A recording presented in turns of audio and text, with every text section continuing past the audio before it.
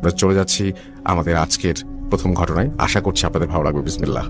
আসসালামু আলাইকুম রাসেল ভাই এবং প্রিয় লিসেনার্স, আমি তানভীর তুষার। আমার বাসা গাইবান্ধা। ঘটনাটা আমি শুনেছি মাহিন ভাইয়ের কাছ থেকে।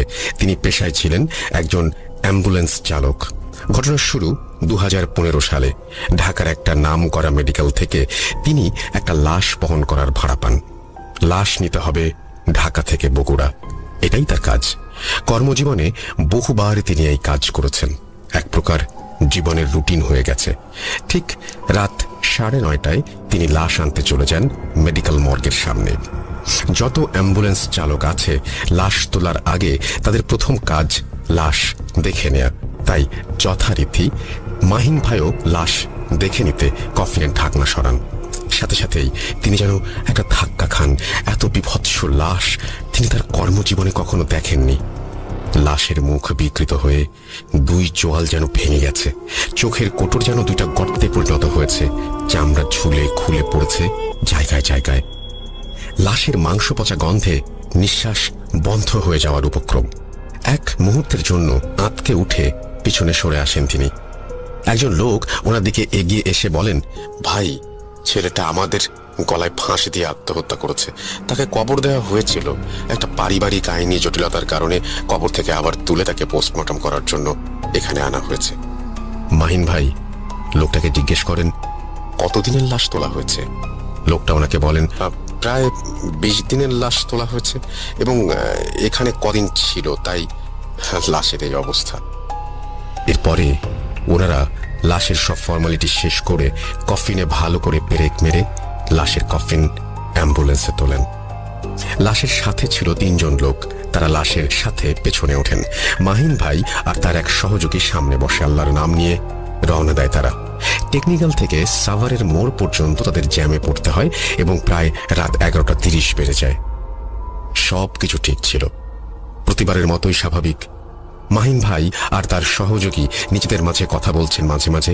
ঢাকা বগুড়া হাইওয়েতে তারা পাশ দিয়ে বাস ট্রাক ছুটে চলছে ঢাকা অভিমুখে। ওনারা টাঙ্গাইল মির্জাপুর পার হয়ে যাচ্ছেন।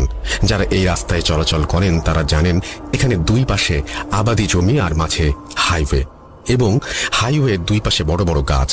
সেদিনের হালকা চাঁদের আলো আর রাতের গাড়ির হেডলাইট মিলে এক আলো আধারী পরিবেশ করে তুলেছিল হাইওয়ের দুপাশের গাছের সারিতে। ওনার গাড়ি তখন 85 কিলোমিটার বেগে চলছিল। হঠাৎ ধপ করে একটা জোরে শব্দ করে গাড়ি কেঁপে উঠল। মনে হলো গাড়ির ওপরে কোনো ভারী কিছু একটা জোরে এসে পড়েছে এবং গাড়ির গতি হুট করে কমে গেল। অবাক ব্যাপার হচ্ছে, মিটারে 80-র ওপরে গতি দেখাচ্ছে, কিন্তু মনে হচ্ছে গাড়ির গতি 30-এর ওপরে হবে না। সব নীরবতা ভেঙে সবাই যেন চমকে উঠল এক মুহূর্তে। পেছন থেকে একজন বলে উঠল, ভাই, কি হলো গাড়িতে? কি পড়লো ওপর থেকে? মাহিন ভাই বলল, মনে হয় শুকনো ডাল ভেঙে পড়েছে। মাহিন ভাইয়ের পাশে বসে থাকা ওনার সহযোগী বলল, মাহিন ভাই, এটা ডাল মনে হলো না। শব্দ শুনে মনে হলো 20-30 কেজি ওজনের বালির বস্তার মতো কিছু পড়েছে। মাহিন ভাই গাড়িতে সিগন্যাল দিয়ে রাস্তার পাশে দাঁড় করালেন গাড়ি। কি হলো এটা দেখার জন্য। উনি আর ওনার সহযোগী গাড়ি থেকে নামলেন। নামার সময় মাহিন ভাই হাতে অ্যাম্বুলেন্সের মেঝে পরিষ্কার করার জন্য যে ঝাড়ু থাকে সেটা নিয়ে নামলেন। তিনি ঝাড়ু দিয়ে গাড়ির ওপরে এপাশ ওপাশ নাড়ালেন। ঠিক তখনই তার ঝাড়ুর সাথে প্রচন্ড জোরে একটা ভারী কিছুর ধাক্কা লাগলো। এরপরেই যেন সবকিছুই উধাও, আর কিছু নেই গাড়ির ওপরে। এমনকি একটু আগে গাড়ির ওপরে এত ভারী একটা কিছু পড়েছে যে তার চিহ্ন পর্যন্ত নেই। কারণ এত জোরে ডাল ভেঙে পড়লে উপরে দাগ হয়ে যাওয়ার কথা, বা ডালটাই গেল কই? আর ঝাড়ুর সাথে যেটা ধাক্কা খেলো সেটাই বা কি তাহলে? ওনাদের দুজনের কাছে ব্যাপারটি ঠিক ভালো লাগলো না। অবাক হয়ে গাড়িতে বসে আবার গাড়ি চালাতে শুরু করলেন। পেছনে থাকা একজন বলে উঠলেন, ভাই, কি পড়েছিল গাড়িতে? মাহিন ভাই বলল, নেমে তো কিছুই দেখতে পেলাম না, মনে হলো ওখানে কিছু নেই। আবার গাড়ির গতি এবং সবকিছু ঠিক, মনে হচ্ছে যেন একটু আগে ঠিক কিছুই ঘটেনি। স্বাভাবিকভাবেই গাড়ি চালাতে থাকেন মাহিন ভাই। প্রায় 10 মিনিট গাড়ি চালানোর পরে হঠাৎ তার সহযোগী আস্তে করে মাহিন ভাইকে বাম পাশের লুকিং গ্লাসে তাকাতে বলেন। মাহিন ভাই লুকিং গ্লাসের দিকে তাকিয়ে অবাক হয়ে যান। একটা বিশাল দেহি কালো কুকুর রাস্তার পাশের সেই গাছের সারির পাশ দিয়ে গাড়ির পেছনে একটানা ছুটে চলেছে। পেছনের গাড়ির হেডলাইটের আলো আর অপর পাশ থেকে আসা হেডলাইটের আলোতে আবছা যতটুকু দেখা যাচ্ছে কুকুরটাকে, মাহিন ভাইয়ের মনে হলো এমন কোনো কুকুরের অস্তিত্ব বাস্তব জগৎ থাকতে পারে না। বিশাল দেহ, চোখগুলো আগুনের মতো জ্বলজ্বল করছে, যেন চোখের ভাষা বলে দিচ্ছে এই রাগের অন্য মাত্রা, যেন সামনে পেলে এক মুহূর্তে ছিঁড়ে ফেলবে তাদের। আসলে কুকুর তাদের ফলো করছে কিনা এটা দেখার জন্য মাহিন ভাই গাড়ির গতি কমিয়ে দেন। দেখেন কুকুরও তার দৌড়ের গতি কমিয়ে দিয়েছে। গাড়ির গতি বাড়িয়ে দেন, দেখেন কুকুরও গাড়ির সাথে দৌড়ে তার গতি বাড়িয়ে দিয়েছে। মাহিন ভাই আরো লক্ষ্য করেন কুকুরের গায়ে সরাসরি হেডলাইটের আলো পড়ছে না। মনে হয় কুকুরের দেহ ঘিরে তার চারপাশে একটা ঘন কালো অন্ধকার জমাট বেঁধে আছে। প্রায় 5 কিলোমিটার এভাবে আসার পর দেখেন কুকুরটা নেই, কিন্তু শুরু হয় আর এক অদ্ভুত সমস্যা। মনে হলো গাড়ির ওপরে কিছু একটা বারবার আঁচড় কেটে চলেছে। ভেতরে সবাই তখন ভয়ে অনেকটা জড়সড় অবস্থা। পেছনের একজন হাত দিয়ে গাড়ির ছাদের ভেতর থেকে 2 বার জোরে থাপ্পড় দেন। ওপরের আঁচড়ের শব্দ থেমে যায়, আবার কিছু পরেই সেই শব্দ শুরু হয়। মাহিন ভাই নিজেও প্রচন্ড ভয় পেয়ে যান। গাড়ি থেকে নামার সাহস পর্যন্ত তার নেই এখন। এত বছরের কর্মজীবনে এই প্রথম তার এত ভয় কাজ করছে। হঠাৎ একটু পরে শব্দ থেমে যায়। তারপরে শুরু হয় সবচেয়ে ভয়ঙ্কর বিষয়। এবার লাশের কফিনের ভেতর থেকে আসতে থাকে সেই আঁচড়ের শব্দ।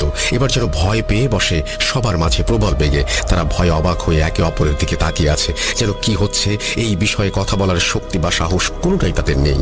পেছন থেকে একজন মাহিন ভাইকে বলল, ভাই গাড়ি থামান, কফিনের ভেতরে শব্দ আরো বেশি হচ্ছে, এখানে থাকা যাচ্ছে না আর। মাহিন ভাই আবার রাস্তার পাশে গাড়ি থামালেন। সবাই নেমে পড়লেন গাড়ি থেকে। হাইওয়ে দিয়ে গাড়ি সব ছুটে চলেছে তাদের আপন গতিতেই। পৃথিবী যেন ঠিক তার মতো স্বাভাবিক, কিন্তু পৃথিবীর মাঝে আজ এই ছোট্ট অ্যাম্বুলেন্সটাই এই 5 জন মানুষের কাছে আজ বড় অস্বাভাবিক। গাড়ি থেকে নামার পরেই শব্দটা থেমে যায়। লাশের সাথে থাকা 3 জন মাহিন ভাইকে বলেন, ভাই এভাবে তো লাশের সাথে যাওয়া যাবে না। তারা মাহিন ভাইকে বলেন গাড়ির পেছনে অস্বাভাবিক রকমের একটা কুকুর দৌড়ানোর কথা। মাহিন ভাইয়ের সহযোগী বললেন, আমরাও কুকুর দেখেছি, আপনারা ভয় পাবেন বলে বলি নাই। মাহিন ভাই বললেন, শব্দ যেহেতু থেমে গেছে আমরা আবার রওনা দিই আস্তে আস্তে। সবার চোখে মুখে পানি দিয়ে আবার যাত্রা শুরু হলো। কিছু সময় আর কোনো সমস্যা নেই, স্বাভাবিকভাবেই সবকিছু চলছে। এরপরে যখন তারা যমুনা সেতুতে ওঠে তখন আবার সেই শব্দটা শুরু হয়। এবার যেন শব্দটা হচ্ছে কেউ ভেতর থেকে কফিনের ঢাকনা খুলে ফেলতে যাচ্ছে। পেছন থেকে একজন জোর গলায় দোয়া পড়া শুরু করে দিয়েছে, কিন্তু কিছুতেই কিছু থামছে না। সবার মনে হচ্ছে আজ রাতে এই গাড়ির মাঝে কোনো এক প্রলয় আসতে চলেছে। ভয়ে ভয়ে একজন বলে উঠল, ভাই গাড়ি থামান। বলতে বলতেই একটা মাংস পচা গন্ধে ভরে উঠল সারা অ্যাম্বুলেন্স। গন্ধটা এত তীব্র যে নিঃশ্বাস যেন বন্ধ হয়ে আসছে সবার। মাহিন ভাই তখন একটা ঘোরের মাঝে ব্রিজ থেকে নেমে একটা বাজারের মতো জায়গায় এসে গাড়ি রাস্তার পাশে থামিয়ে দেন। তিনি শুধু বুঝতে পারেন কেউ তাকে টেনে বের করার চেষ্টা করছে গাড়ি থেকে। তিনি এক লাফে গাড়ি থেকে বের হয়ে মাটিতে শুয়ে পড়েন। ততক্ষণে বাজারে থাকা কিছু দোকানি আর ট্রাক ড্রাইভার তাদের দিকে ছুটে আসেন, তাদের দোকানে নিয়ে যায় আর পুরো ঘটনা শুনেন। এরপরে তারা বলেন, যেহেতু প্রায় ভোর হতে চলেছে আপনারা এখানে অপেক্ষা করেন, ফজরের আজান দিলে এরপরে রওনা দেবেন। তারা দোকানে বসে সবাই একটু স্বাভাবিক হওয়ার চেষ্টা করে। এর কিছু সময় পরে দূর থেকে একটা আজানের ক্ষীণ সুর ভেসে আসে। তারা সহ কয়েকজন ট্রাক চালক সাহস করে অ্যাম্বুলেন্সটার দিকে এগিয়ে যায়। দেখেন লাশের কফিনের ঢাকনা খুলে পাশে পড়ে আছে আর লাশের সেই বিভৎস মুখটা বের হয়ে আছে। ওনারা তাড়াতাড়ি ঢাকনা লাগিয়ে দেন কফিনের। এরপরে আবার যাত্রা শুরু করেন। ঠিক একইভাবে তারা বাড়িতে এসে পৌঁছান। এরপরে লাশ নামিয়ে দিয়ে মাহিন ভাই ঢাকার উদ্দেশ্যে রওনা দেন। এবার ওনার সাথে ঘটনা শুরু ঠিক এখান থেকেই। মাহিন ভাই বেশ কিছুদিন আর অ্যাম্বুলেন্স চালান না। 1 সপ্তাহ পরে আবার তিনি অ্যাম্বুলেন্স চালানো শুরু করেন, কিন্তু একটা অদ্ভুত ব্যাপার তিনি খেয়াল করতে শুরু করেন। তিনি রাতে যখন একা গাড়ি চালান ঠিক সেই সময়ে তিনি গাড়ির মাঝে সেদিনের সেই দম বন্ধ করা গন্ধটা পান। এরপরে তিনি গাড়ি রাস্তার সাইডে দাঁড় করিয়ে নেমে পড়লেই দেখেন সবকিছু একদম স্বাভাবিক। গাড়িতে কোনো গন্ধ নেই, সব আগের মতোই আছে। এভাবে কিছুদিন চলার পরে মাহিন ভাইয়ের এটা একটা অভ্যাস হয়ে যায়। কিছুদিন পরে তিনি একদিন রাতে এক রোগীকে বাসায় নামিয়ে দিয়ে আসার পথে আবার সেই গন্ধটা পান। প্রতিবারের মতোই স্বাভাবিকভাবেই গাড়ি থেকে নামতে যাবেন, এমন সময় খেয়াল করেন সেই কফিনটা তার গাড়ির পেছনে রাখা। আবার কফিনের মুখটা খোলা, সেই বিভৎস চেহারার লাশটা শুয়ে আছে তার ভেতরে। এটা দেখে এক মুহূর্তে ভয়ে তার শরীর শক্ত হয়ে যায়। তিনি গাড়ি থেকে বের হয়েই মাটিতে লুটিয়ে পড়েন একটা চিৎকার দিয়ে। এরপরে আর কিছুই তার মনে নেই। যখন জ্ঞান ফেরে তিনি দেখেন একটা বাড়ির বারান্দায় শুয়ে আছেন তিনি। চারিদিকে দিনের আলো, তার মাথায় পানি ঢালা হচ্ছে। তিনি উঠেই বলেন, আমি তো গাড়িতে ছিলাম, আমি এখানে আসলাম কি করে, আমার গাড়ি কই? তখন এক বৃদ্ধ তাকে বলেন, তোমার চিৎকার শুনে আমরা কজন রাস্তার দিকে এগিয়ে যাই, দেখি গাড়ির পাশে তুমি পড়ে আছো, তাই তোমাকে তুলে এখানে নিয়ে এসেছি। সমস্যা নেই, তোমার গাড়ি ঠিক জায়গাতেই আছে। কি হয়েছিল রাতে? তিনি একটু পানি খেয়ে লোকটাকে সব বলেন। বৃদ্ধ লোকটা তাকে বলেন, বাবা, তোমার মনে হয় এই গাড়ি চালানো ছেড়ে দেওয়া উচিত। মাহিন ভাই এই বিষয় নিয়ে আর কোনো কথা না বলে তাদের ধন্যবাদ দিয়ে গাড়ি নিয়ে বাসায় ফিরে আসে। উনি সিদ্ধান্ত নেন যে অ্যাম্বুলেন্স চালাবেন না। তিনি অ্যাম্বুলেন্স চালানো ছেড়ে দেন ঠিকই, কিন্তু ঘটনাগুলো তাকে ছেড়ে দিল না। 5 দিন পর তিনি খেয়াল করেন তার ঘরের জানলার ওপাশে কেউ দাঁড়িয়ে আছে। চাঁদের আলোয় পর্দার পেছনে একটা ছায়া মূর্তির অস্তিত্ব দেখতে পান তিনি। মনে হচ্ছে একভাবে দাঁড়িয়ে আছে, একটুও নড়ছে না। পাশে ঘুমিয়ে থাকা তার স্ত্রীকে ডাক দেন, কিন্তু তিনি কোনো সাড়া দিচ্ছেন না। এক প্রকার কৌতূহল নিয়েই তিনি জানালার কাছে যান। তখনও স্পষ্ট ছায়া মূর্তিটা ঠিক একইভাবে দাঁড়িয়ে। তিনি সাহস করে জানালার পর্দাটা সরাতেই তার চোখের সামনে থেকে যেন ছায়া মূর্তিটা হাওয়ায় মিলিয়ে গেল। ভয়ে জানালা ছেড়ে এক লাফে সরে আসলেন তিনি। তার স্ত্রী তখন শব্দে ঘুম থেকে জেগে উঠে বললেন, কি হয়েছে? তিনি কিছু বলেন না, যদি পরিবারের লোকজন ভয় পায়। পরদিন থেকে তিনি জানালা বন্ধ করে দেন ঘুমানোর সময়। কিন্তু সমস্যা আরেকটা দেখা দেয় তখন। ছায়া মূর্তিটা তখন তিনি তার রুমের মাঝে দেখতে পান। মনে হয় এক দৃষ্টিতে তার দিকে তাকিয়ে আছে। তিনি চিৎকার করে ওঠেন, সাথে সাথে সবাই চলে আসে। পাশে থেকে তার স্ত্রী উঠে বসে, কিন্তু রুমে কেউ কিছু দেখতে পান না, সব কিছু স্বাভাবিক। এভাবে চলতে থাকে বেশ কিছুদিন। মাহিন ভাই দিন দিন অসুস্থ হতে থাকেন। এক পর্যায়ে তার বাড়ির লোকজন এক হুজুর নিয়ে আসেন। হুজুর এসে তাকে পানি পড়া দিয়ে যান। এরপরে 1 মাস সবকিছু ঠিকঠাক, কিন্তু হঠাৎ একদিন তার স্ত্রী ঘুমের মাঝে চিৎকার করে ওঠেন। মাহিন ভাই ওনাকে শান্ত করে বলেন, কি হয়েছে? মাহিন ভাইয়ের স্ত্রী তখন তাকে বলেন, আমার ঘুম ভেঙে গেছে, পাশ ফিরেছি, আর তখন হঠাৎ দেখি একটা ছায়া মূর্তি ঠিক যেন মনে হলো আমার দিকে তাকিয়ে আছে। এরপর থেকে পরিবারের সবাই মিলে ছায়া মূর্তিটা দেখা শুরু করলো। সাথে কিছু অদ্ভুত ঘটনা শুরু হয়ে গেল তাদের সাথে। বাড়ির পাশে থেকে মাঝরাতে কোনো মেয়েলি কণ্ঠে কান্নার শব্দ ভেসে আসে প্রায় দিন। এমন করুণ সে কান্নার সুর শুনলে মনে হয় যেন নিজেকে ভেতর থেকে একদম ভয়ে শূন্য করে দেয়। বাড়ির পাশে ফিসফিস করে কেউ কিছু বলছে, এমন একটা কথা শুনতে শুরু করে সবাই। বাড়ির কোনো দরকারি জিনিস এক জায়গায় রাখলে তার খুঁজে পাওয়া যায় না। কিছুদিন পরে ভোরে উঠান থেকে সেই জিনিসগুলো একদম অক্ষত অবস্থায় পাওয়া যায়। আবার সেই হুজুরকে ডেকে আনা হয়। তিনি বলেন, এটা আমি ঠিক করতে পারবো না। তাদের এক মাদ্রাসার ঠিকানা দেন, ওখানে এক বড় হুজুরের কথা বলেন, তিনি এটা সমাধান করতে পারবেন। আপনারা কালকেই তার সাথে কথা বলেন, দেখা করেন। খুব বেশি দেরি করে ফেললে বড় বিপদ হতে পারে। আর রাতের বেলা বাড়ির পাশে যা কিছু হোক, কেউ ঘর থেকে বের হবেন না। কিন্তু ঠিক সেই রাতেই ঘটে আরেক রোমহর্ষক ঘটনা। রাতের খাবার খেয়ে তারা সবাই যথারীতি যে যার রুমে যে ঘুমিয়ে পড়েন। হঠাৎ একটা তীব্র মাংস পচা গন্ধে মাহিন ভাইয়ের ঘুম ভেঙে যায়।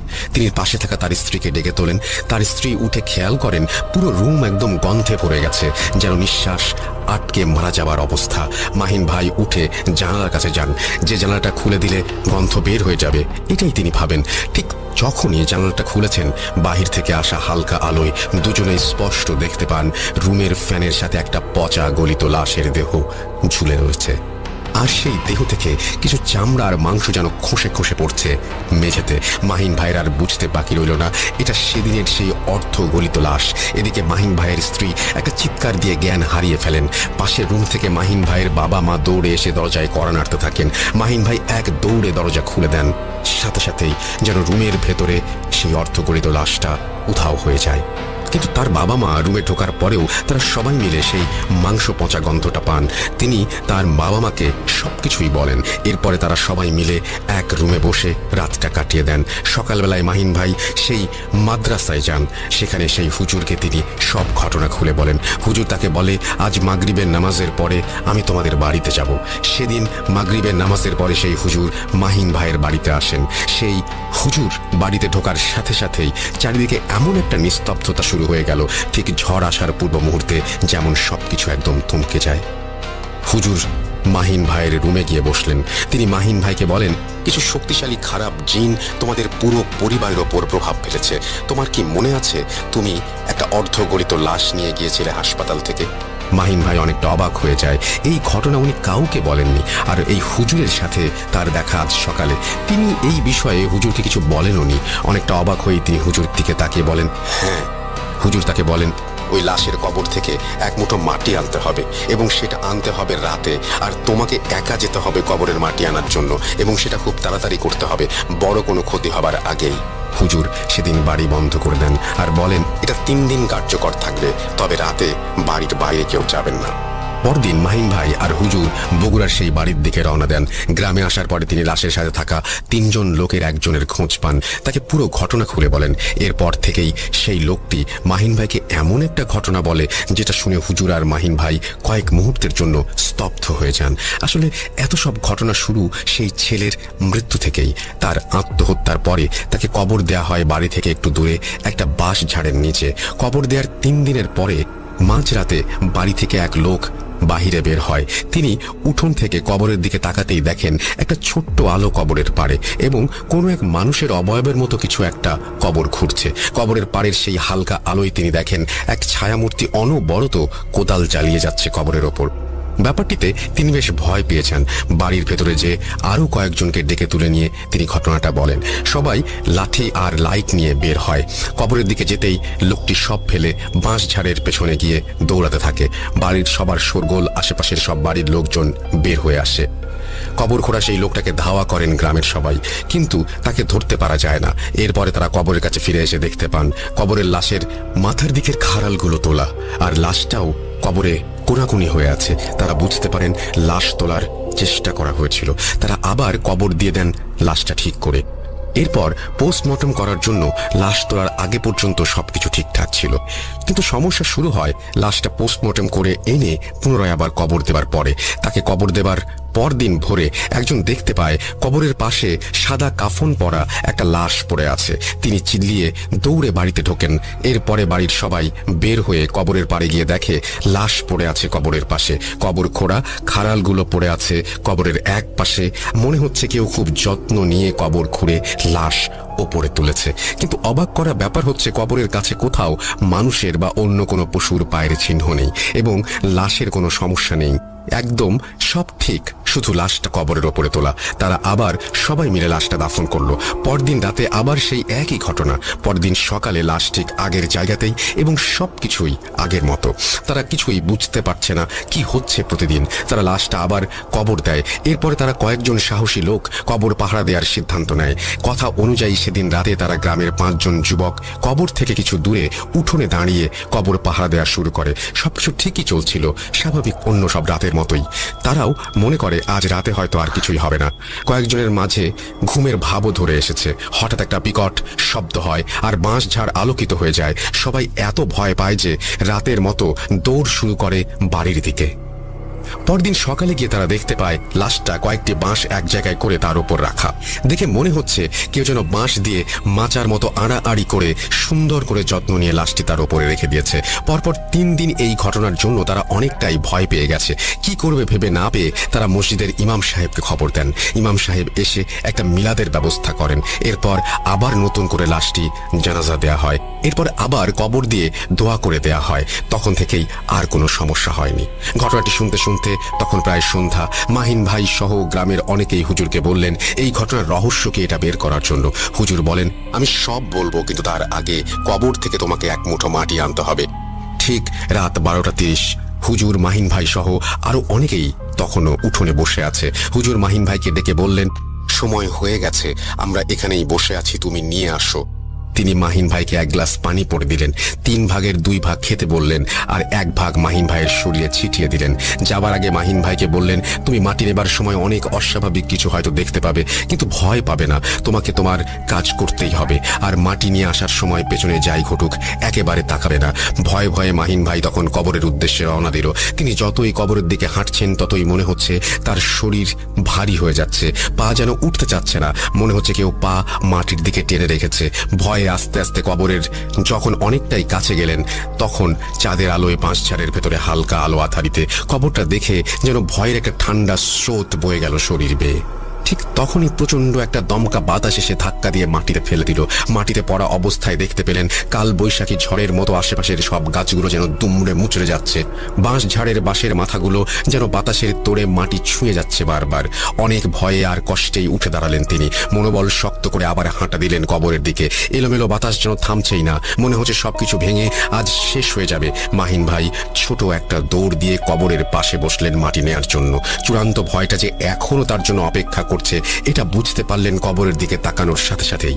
এ কি, কবরের মাটি কই? মনে হচ্ছে কবরটা খোঁড়া আর মাঝখানে কাফন করা সেই লাশের সেই মাংস খসে যাওয়া মুখটা বের হয়ে আছে। তিনি মাটির জন্য চারপাশে হাতড়াতে শুরু করলেন। হঠাৎ কবরের ভেতর থেকে কিছু একটা তার হাত চেপে ধরল। মাহিন ভাই আল্লাহ বলে জোরে একটা চিৎকার দিলেন। সাথে সাথে তিনি দেখতে পেলেন কবরের ওপরে মাটি দেখতে পাচ্ছেন। তিনি এক মুঠো মাটি নিয়ে বাড়ির দিকে দৌড় দিলেন। পেছন থেকে ভেসে আসছে করুণ কান্নার আওয়াজ, যেটা তিনি তার বাড়ির পাশে শুনতেন। প্রচন্ড বাতাসের সাথে কান্নার আওয়াজ, আর তিনি দৌড়ে চলেছেন কবরের এক মুঠো মাটি হাতে। কোন দিকে দৌড়াচ্ছেন, কত সময় নিয়ে দৌড়াচ্ছেন তার কিছুই মনে নেই। দিক বিদিক শূন্য হয়ে দৌড় দিতে গিয়ে কিছু একটা সাথে হোঁচট খেয়ে পড়ে যান তিনি। আর কিছুই মনে নেই তার। চোখ খোলার পর তিনি দেখলেন উঠোনে শুয়ে আছেন পাশে হুজুর সহ গ্রামের অনেক মানুষ বসে। তখনও রাত। হুজুর তার হাত থেকে মাটিটুকু নিলেন, তাকে 1 গ্লাস পানি দিলেন খাওয়ানোর জন্য। মাহিন ভাই হুজুরের দিকে তাকিয়ে জিজ্ঞাসা করতেই হুজুর বললেন, তুমি এই উঠোনের কোণে এসেই একটা চিৎকার দিয়ে অজ্ঞান হয়ে পড়ে যাও, এরপরে তোমাকে আমরা এখানে নিয়ে আসি, এখন আর ভয় নেই। এরপরে হুজুর সেই মাটি একটা কাঁচের বয়মে রাখেন। তার সাথে পকেট থেকে লাল সুতো বের করে কয়েকটা তাবিজ রাখলেন আর বয়মের মুখটা বন্ধ করে দিলেন। এরপরে লাল কাপড় দিয়ে পুরো বয়মটা ঢেকে ফেললেন। তারপর কয়েকজনকে সাথে নিয়ে কবরের পাশে গিয়ে ছোট একটা গর্ত করে মাটিতে পুঁতে দিলেন। তখন সবকিছুই স্বাভাবিক ছিল। এরপরে হুজুর সহ সবাই বাড়ির উঠোনে ফিরে আসলেন। বাড়ির উঠোনে এসে হুজুর সহ সবাই আবার বসে পড়লেন। এরপরে হুজুর বলতে শুরু করলেন, আসলে মূল ঘটনাটা হলো কিছু মানুষ ব্ল্যাক ম্যাজিক করার জন্য অবিবাহিত কোনো ছেলে বা মেয়ের যারা আত্মহত্যা করেছে তাদের লাশের মাথা নেয়। এটা 3 দিনের দিন বা 7 দিনের মাঝেই তাদের নিতে হয়। আপনারা যে লোকটাকে দেখছেন তিনি এই লাশের মাথাটা নেয়ার জন্য এসেছিল। আপনারা তাকে না দেখলে তিনি লাশের মাথাটা কেটে নিয়ে যেতেন। তবে এই কবর খোঁড়ার আগে তিনি শুকরের নাড়ি ভুড়ি আর একজোড়া কবুতরের রক্ত দিয়ে একটা প্রসিডিওর করে কিছু খারাপ জিনকে তার বশে নিয়ে আসেন, আর তারা খুব শক্তিশালী জিন। এরপর তা সেই জিনদের সাথে করে নিয়ে আসেন। কিন্তু এখানে এসে যখন তিনি কাজটা ঠিকমতো করতে পারলেন না, তখন সেই জিনদের দিয়ে আপনাদের ক্ষতি করানোর চেষ্টা করছিলেন। ওই সময়ে যদি একা কোনো লোক রাতে ওই কবরের পারে যেতেন তাহলে হয়তো তিনি আর জীবিত ফিরে আসতেন না। এরপরে যখন আপনারা লাশটি নিয়ে ঢাকা থেকে বাড়িতে আসেন, সেই জিনগুলো আবার সেই লাশটা নষ্ট করার চেষ্টা করে, কিন্তু আপনাদের কারণে সেটা পারছিল না। আর মাহিনের সমস্যা হয় অ্যাম্বুলেন্সের ওপরে যখন একটা ভারী কিছু পড়ে তখন, কারণ মাহিন তখন গাড়ির সাইড দিয়ে তার অ্যাম্বুলেন্সে থাকা ঝাড়ু নিয়ে গাড়ির ওপরে কি পড়েছে তা দেখার জন্য এপাশ ওপাশ করে। একটা ভারী কিছুর সাথে ঝাড়ু ধাক্কা খায় ঠিকই, তবে তারা কিছুই দেখতে পায় না সেখানে। আসলে সে ঝাড়ু দিয়ে নিজের অজান্তেই ওই জিনদের একটা ধাক্কা দেয় আর নিজের ওপরে বিপদ ডেকে আনে। এরপরে জিনটা রাগান্বিত হয়ে তার ক্ষতি করার চেষ্টা করে। এজন্য প্রথমে তার সাথে এবং পরবর্তীতে তার পরিবারের সাথে এই ঘটনাগুলো ঘটে। আর আপনারা লাশ কবর দেওয়ার পরে লাশ ওপরে দেখতে পেতেন, এটার কারণ হলো আপনারা লাশটাকে নিয়ে এসে এভাবেই কবর দিয়ে দেন। তাই জিনগুলো তখনও চেষ্টা করতে থাকে লাশটার ক্ষতি করার জন্য। সেই জিনরা কোনো একটা কারণে লাশটা তুলতে পারত, কিন্তু কিছুই করতে পারত না। তোমরা কবর পাহারা দেওয়ার সময় শব্দ আর আলো দেখে ভয়ে চলে আসো। এটাও জিনগুলোই করেছে যাতে তোমরা চলে যাও এবং তারা কাজটা আবার চেষ্টা করতে পারে। যদি সেখানে তবুও কেউ থাকতো তাহলে তারও অনেক ক্ষতি হতে পারত। আর কোনো সমস্যা নেই, আমি সব ঠিক করে দিয়েছি, আর ভয়ের কিছু নেই। তারপর দিন সকালে হুজুর আর মাহিন ভাই চলে আসেন। ঘটনার এই পর্যায়ে এসে মাহিন ভাই উদাস হয়ে ওপরের দিকে তাকিয়ে থাকেন। আমি খেয়াল করলাম মাহিন ভাইয়ের চোখ ছলছল করছে। মাহিন ভাই আমাকে বলতে শুরু করলেন, জানেন তুষার ভাই, এই ঘটনা আমার আর আমার পরিবারের অবস্থা কতটা খারাপ করে দিয়েছিল। আমি সেদিন বাড়ি ফিরে আসার পরে ঘটনা সব ঠিক হয়ে গিয়েছিল, কিন্তু আমার জীবনটা একেবারে দুর্বিষহ হয়ে যায়। আমি দিন দিন অসুস্থ হতে থাকি। 1 বছর আমি কোনো কাজ করতে পারিনি। জমানো টাকা দিয়ে কোনো মতে দিন চলতো আমাদের। আমার চিকিৎসা, পরিবারের খাওয়া খরচ চালাতে গিয়ে বারবার মনে হচ্ছিল সেদিন মরে গেলেই বোধহয় আমার জন্য ভালো ছিল। আমি আর পরিবারের এত কষ্ট সহ্য করতে পারতাম না। সব সময় মনে হতো আমি তো ওই লাশটার কেউ না, আমি তো ওই গ্রামের কেউ না। লাশের মাথা নিতে আসা ব্ল্যাক ম্যাজিক করা সেই লোকটাকে তো আমি চিনি না, বা কোনো ক্ষতি তো আমি করিনি। তাহলে এর জন্য আমি আর আমার পরিবার কেন এভাবে শাস্তি পাবো? আমাদের সাজানো গোছানো সুন্দর জীবন কেন এমন হয়ে যাবে? এবার মাহিন ভাইয়ের গাল বেয়ে পানি পড়তে শুরু করলো। তিনি বললেন, জানেন, এমন সপ্তাহ গেছে আমি আমার ছোট্ট ছেলের মুখে একটু ভালো খাবারও তুলে দিতে পারিনি, তার ছোট্ট ইচ্ছাগুলো পূরণ করতে পারিনি। আমি কয়েকবার আত্মহত্যার কথাও ভেবেছিলাম পরিবারের এই করুণ পরিণতি দেখে। আবার ভাবতাম আমি চলে গেলে এদের কি হবে। চোখ মুছতে মুছতে বললেন, অবশেষে আমি আস্তে আস্তে সুস্থ হতে শুরু করলাম, কাজে যেতে শুরু করলাম, অ্যাম্বুলেন্স ছেড়ে মাইক্রো চালাতে শুরু করলাম। আল্লাহর রহমতে আবার সুদিন ফিরে আসতে শুরু করলো। আলহামদুলিল্লাহ, এখন পরিবার নিয়ে ভালো আছি। ঘটনা শেষ করে আমাকে বিদায় জানিয়ে উনি চলে যাচ্ছেন। আমি ওনার গাড়ির দিকে এক দৃষ্টিতে তাকিয়ে আছি আর মনে মনে বলে উঠলাম, আল্লাহ, তুমি ওই ব্ল্যাক ম্যাজিক করা লোকগুলোকে হেদায়েত দান করো। তাদের জন্য যেন আর কোনো সাজানো পরিবারকে এভাবে ধ্বংসের দ্বার প্রান্তে দাঁড়াতে না হয়। এখানেই তিনি শেষ করেছেন ঘটনা। আমি বাজি ধরে বলতে পারি এরকম ঘটনা এর আগে কখনো কোথাও প্রচারিত হয়নি। আমি রাসেল আছির সাথে, আর শুরু হয়ে গেল ভূত এফএম। আপনাদের সবাইকে স্বাগত জানাচ্ছি ভূত এফএম আজকে, এবং যারা যেখানে আছেন আশা করছি যে আজকে যে স্টোরিগুলো আছে আমাদের কাছে সেগুলো শুনে আনন্দ পাবেন, ভালো লাগবে এবং এনজয় করবেন অনেক বেশি। চলে যাই ডক্টর আরিফের কাছে আবারও।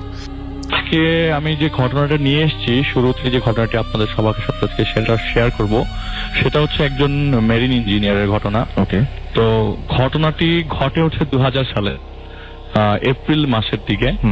তো আমি যার ঘটনা শেয়ার করছি তার নামটি হয়তো প্রকাশ করতে পারলেও তার কোন শিপে সে কাজ করতো বা কাজ করতেন আমি সেটি প্রকাশ করতে পারবো না। তো তার নাম ছিল হচ্ছে সাইফুল ইসলাম রনি। তো আপনার তিনি কাজ করতেন একটি শিপে জুনিয়র ইঞ্জিনিয়ার হিসেবে। যখন জয়েন করে তখন জুনিয়র ইঞ্জিনিয়ার হিসেবে জয়েন করে।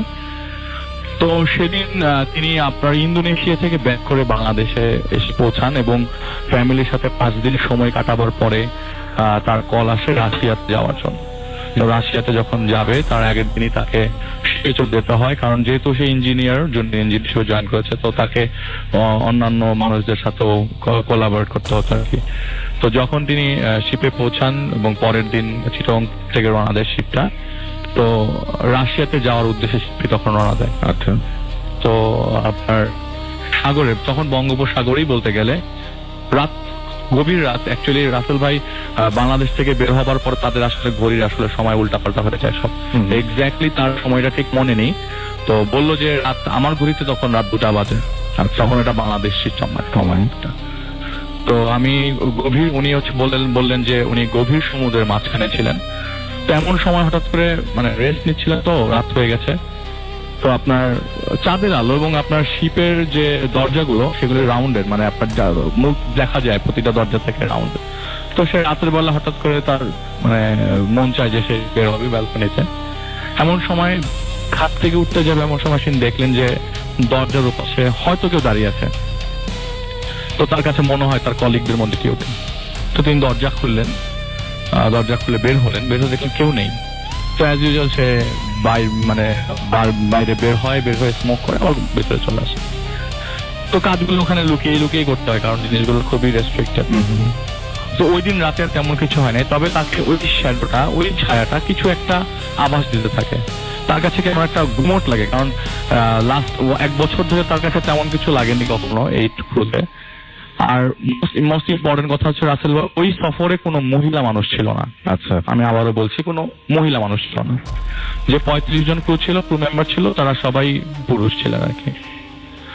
তো যখন শিপটি পৌঁছায় সকাল হয়, পোর্ট থেকে ছাড়ার পরে রাত আবার ওই যেদিন ওই ছায়াটি দেখে তার থেকে 3 থেকে 4 দিন পর হঠাৎ করে তার ঘুম ভাঙে রাতের বেলা। ঘুম ভেঙে তিনি দেখেন যে একটি মেয়ে তার ঠিক দরজাটা ক্রস করে দাঁড়িয়ে আছে।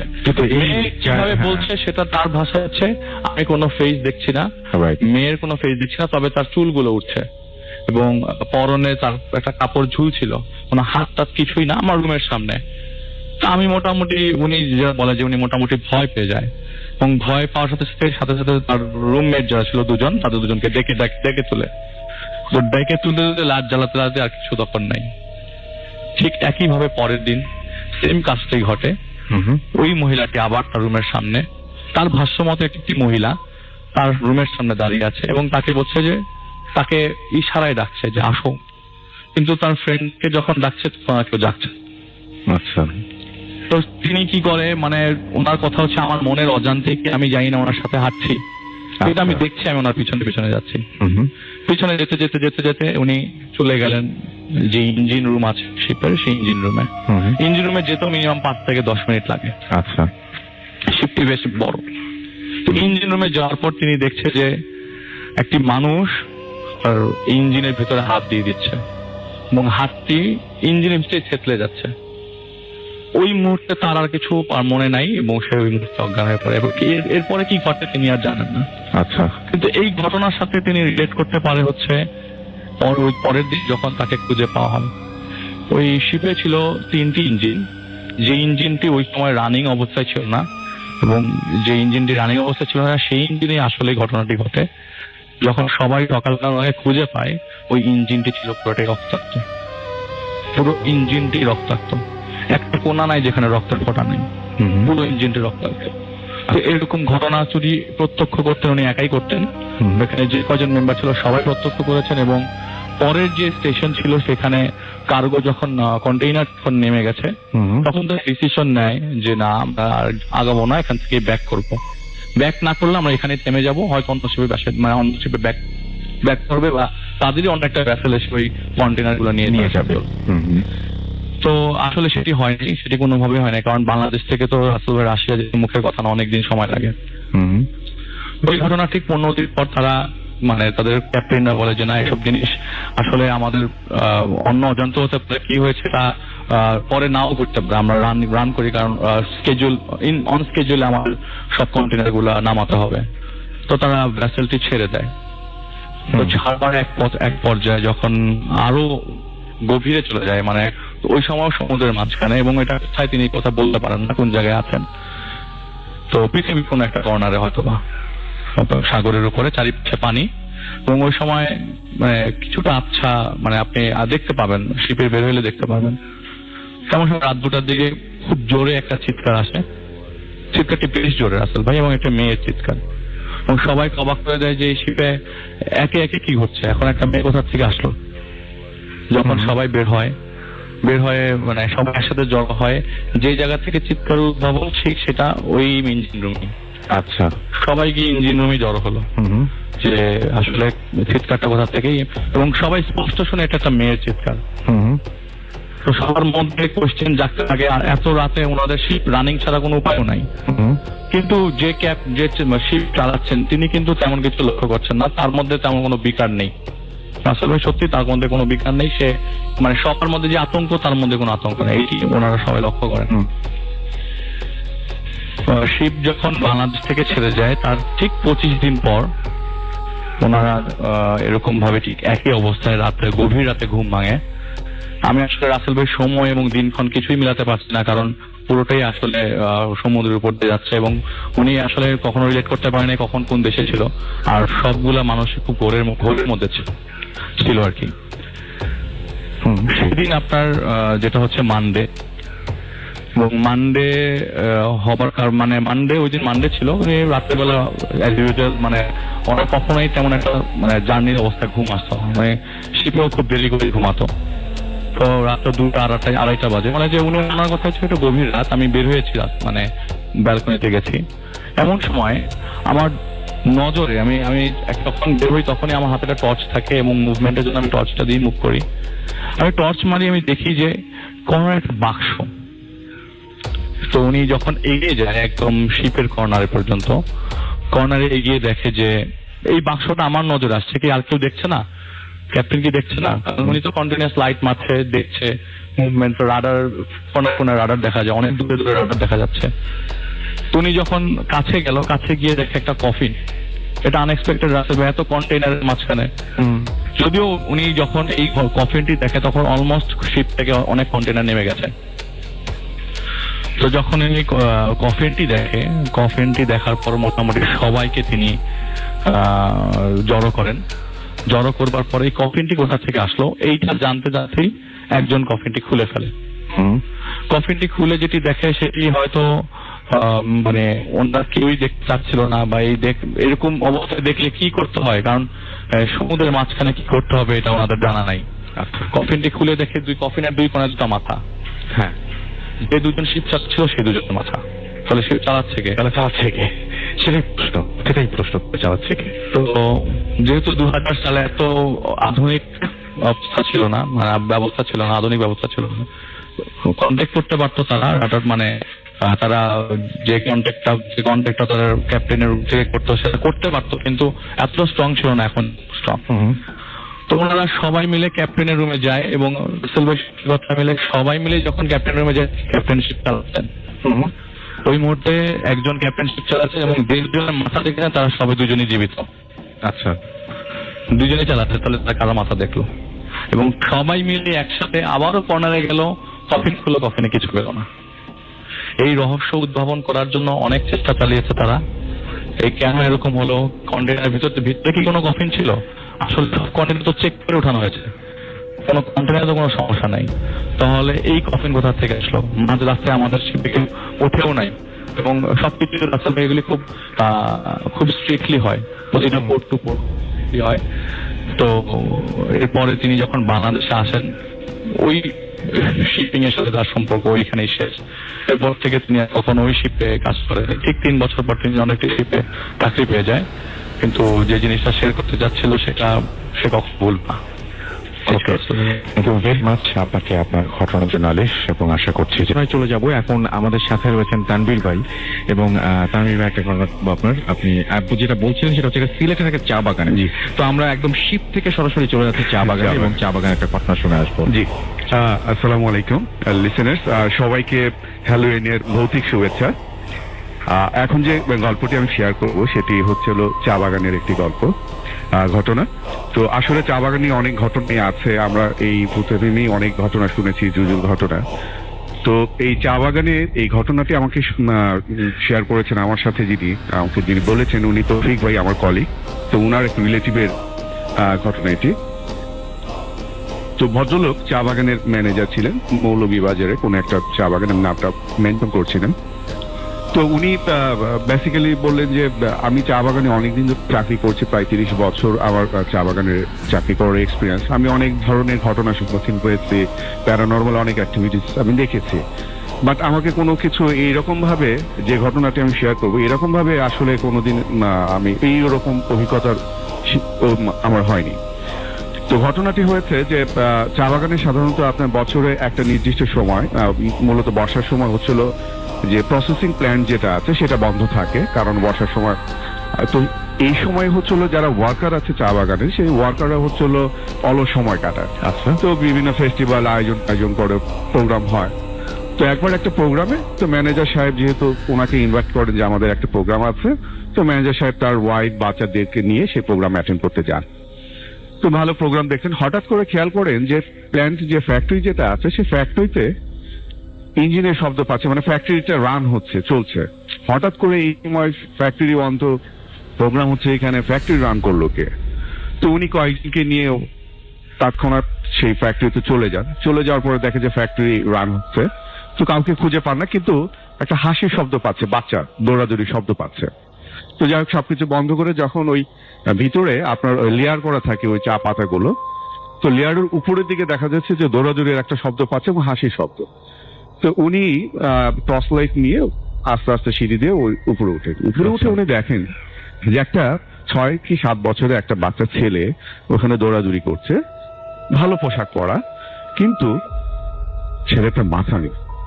আচ্ছা, এবং একটা শব্দ হচ্ছে এবং দৌড়াদৌড়ি তার কাছে আসে। তো এটা উনি দেখার পর আর উনি এটা সহ্য করতে পারেন, উনি ওখান থেকে পড়ে যান এবং অজ্ঞান হয়ে যান। তো নিচে যারা আছেন তাকে রেস্কিউ করে তাকে বাসায় নিয়ে আসেন রাত্রেবেলায়। তো বাসায় নিয়ে আসার পরে উনি রাত্রেবেলায় বাসায় যথারীতি থাকে। তো সকালবেলায় উনার মিসেস বলছে যে তোমার এরকম ঘটনা হয়েছে, তুমি রাত্রেবেলা আমাদের কাছে বলনি কেন, আমরা তো তাহলে এই করতাম। তো বলে যে বলবো, তুমি তো প্রোগ্রামে ছিলা, আমি তো সরাসরি এখানে এসে, আর আমি তো কিছু জানি না। বলে প্রোগ্রামে ছিলাম মানে? বলে হ্যাঁ, আমার সাথে তো তোমাদেরকে নিয়ে আমি প্রোগ্রামে গেলাম। বলে না, আমরা তো প্রোগ্রামে যাইনি। আচ্ছা। তো বলে যে তোমরা প্রোগ্রামে আমি কাদেরকে নিয়েছে। এবং সবচেয়ে মজার বিষয় হচ্ছে রাসেল ভাই, যে যারা ওই প্রোগ্রামে ছিলেন তারাও বলেছেন যে মেম সাহেব এবং বাবু সাহেব, যিনি মানে যে বাচ্চাটা, তারা কিন্তু প্রোগ্রামে অ্যাটেন্ড করেছে এবং যখন ঘটনা শুনে তখন ব্যাক করে। তো এখন কথা হচ্ছে যে তাহলে ম্যানেজার সাহেবের সাথে প্রোগ্রামে কে গিয়েছিল? এর উত্তর উনি জানেননি এবং তৎক্ষণাৎ সে তারপরে ওইখান থেকে চাকরিটা উনি ছেড়ে দেন। আচ্ছা, ওকে, এখন যেটা হচ্ছিল যে আজকে আমি এখানে প্রোগ্রাম করতে এসেছি, হয়তো বা সকালবেলায় আপনি শুনতে পেলেন যে আমি হয়তো এই প্রোগ্রামে আসিনি। হ্যাঁ সেটাই, মানে ব্যাপারটা অনেকটা এরকম ধরনের।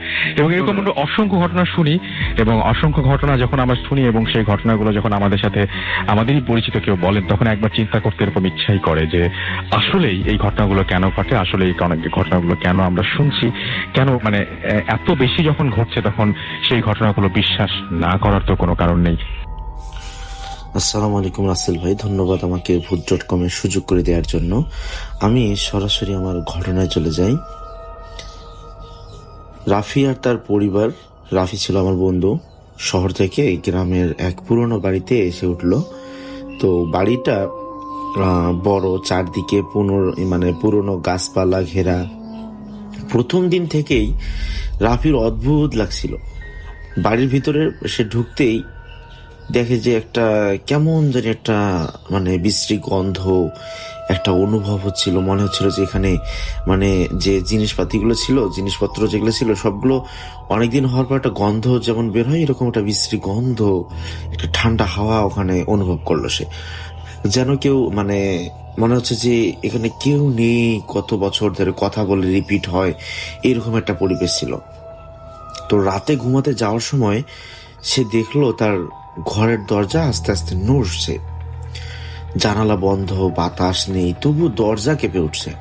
সে ভাবলো হয়তো তার ভুল লাগছে, এরকমটা মনে হয় না অনেক সময় যে এটা মনে হয় আমি ভুল দেখলাম।